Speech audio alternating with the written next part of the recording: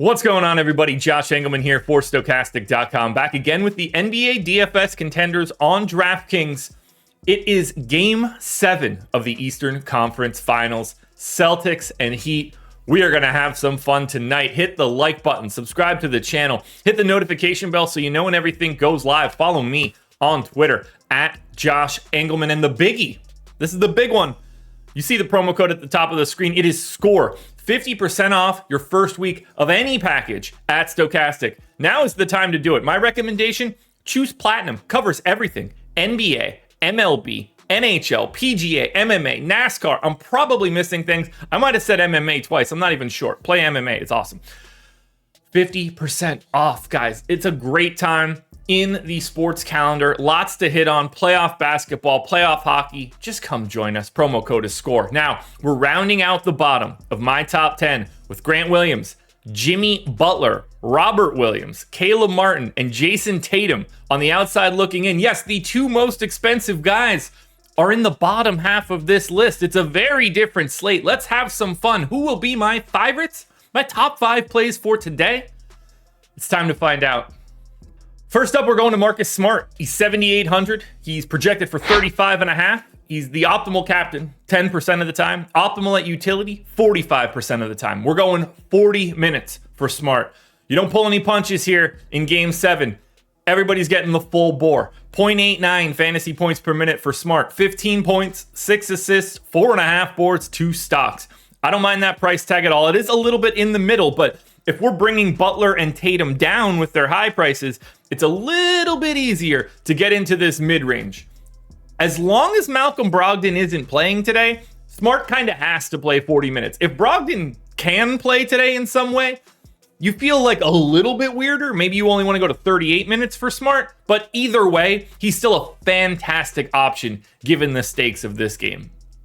At number 4, we go to Jalen Brown. He's just easier to get to than Tatum or Butler. 9,200 projected for 44 fantasy points. He's your optimal captain 13% of the time, 48% at utility. I went 41 minutes for Jalen Brown. I think there's a lot of upside in that playing time as well, because I went 44 to Tatum and 44 to Butler.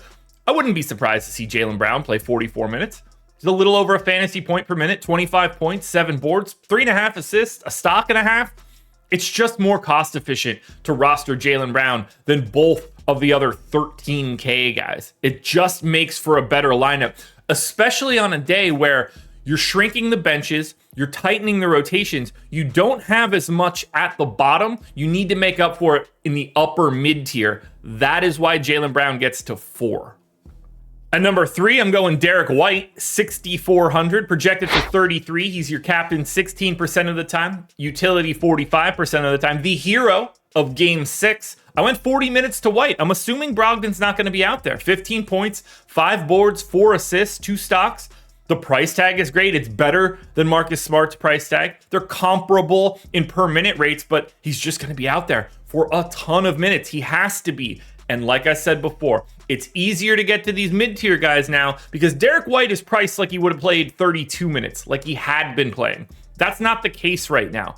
Much easier to roster the mid-tier than it is the top tier because we don't have those same paydowns. You might have to get weird with one of those 1K punt dudes that don't play at all, but I think the better scenario is actually building a balanced lineup. Basically, everything I said for Jalen Brown is appropriate for Bam Adebayo. 9K, projected for 45, 23% at the captain, 43% at utility, gets them to 65%, 44 minutes for Bam. I think they want him to play the whole game if he can. It didn't go well when Cody Zeller went out there for Game 6. I think he was a -7 in like a minute and a half. Not great. Fantasy point per minute for Bam, 20 points, 13 boards, 4 assists, 2.5 stocks. If the Heat want to win this game, you probably need an above average outcome from Bam Adebayo, and he's probably going to have to play 44 minutes plus.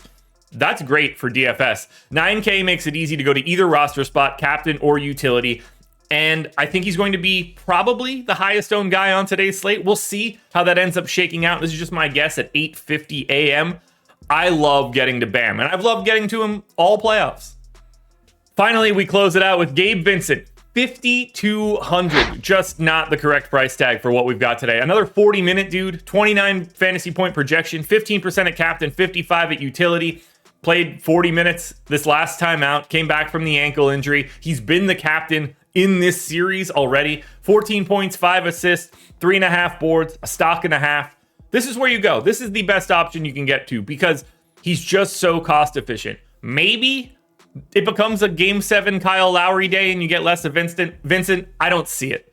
I think you're going to get 40 minutes out of Gabe Vincent, and I don't know how you get away from him at 5,200. He's the best point per dollar play that you can find. He's the most cost-effective guy that you could roster, and he is my number 1 contender.